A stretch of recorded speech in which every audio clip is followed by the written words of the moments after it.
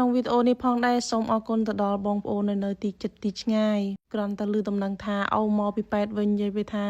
បងប្អូនមកជុំគ្នាមានតាំងពីកន្ទូតមានតាំងពីចាកន្ទូតចាគឺឆ្ងាយជាងគេបងប្អូនដីប្រហែលជា50គីឡូ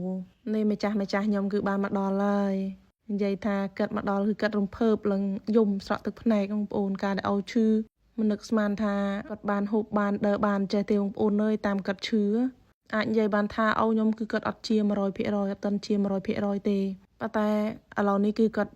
អាចហូបបានដើរបានបន្ទាប់ពីវះកាត់រួចអ្នកណាមិនសប្បាយចិត្តអ្នកណាមិនអងបងប្អូនហើយស្មាទោសនៅពេលដែលមុនវះកាត់អាចនិយាយបានថាមនុស្សមកកណាត់គឺខ្មោចមកកណាត់ហេតុអីបានខ្ញុំនិយាយអញ្ចឹងដោយសារតែអូខ្ញុំគាត់អត់បាយ6យប់7ថ្ងៃគឺស្លេកស្លាំងខ្លាំងមែនទៀនស្គមអំឡុងពេលវះកាត់ហ្នឹងគឺគ្រាន់តែលេបទឹកមាត់ក៏ឈឺដែរចុងដៃចុងជើងទៅជាក់មកខាងក្តៅមកខាងបើសិនជាអូឈឺល្មមមកបងប្អូនគាត់មានមកជុំគ្នាចេះទេដោយសារតែអូខ្ញុំធ្លាក់ខ្លួនឈឺនេះគឺឈឺខ្លាំងមែនទៀនឈឺធ្ងន់ដល់ពេលដែលអូជាបានត្រឡប់មកផ្ទះវិញបងប្អូនណាដែលមិនសប្បាយចិត្តណាសំបីជាពិសេសគឺកូនចៅនឹងឯងប្រពន្ធកូនចៅសប្បាយរំភើបទោះបីតែគាត់អត់ទាន់ជា100%ក៏អាចនិយាយបានថាពេលនេះគឺគាត់ឆ្លងកាត់ការវះកាត់បានជោគជ័យឆ្លងកាត់មុខមាត់បានជោគជ័យអំឡុងពេលវះកាត់បានភ័យខ្លាំងអ្នកដែលមានបងប្អូនវះកាត់ណាគាត់ដឹងហើយជាពិសេសគឺអ្នកវះកាត់ខ្នាតធំដូចអូខ្ញុំមិនមែនវះកាត់ទូចតាចទេណាបងប្អូនវះកាត់ខ្នាតធំដោយសារតែវះកាត់កាពះកាត់កាពះចេញគឺមិនលេងទេមនុស្សយើងគឺរស់នឹងកាពះនឹងឯងស្លាប់ក៏នឹងកាពះរស់ក៏នឹងកាពះអញ្ចឹងហើយអូខ្ញុំវះកាត់នេះគឺប៉ែតគាត់វះកាត់ទាំងបថុយបឋានទេប្រាប់អញ្ចឹងហើយយើងជាកូនចៅអំឡុងពេលដែលវះកាត់គឺភ័យណាបងប្អូនហើយបន់អស់ហើយ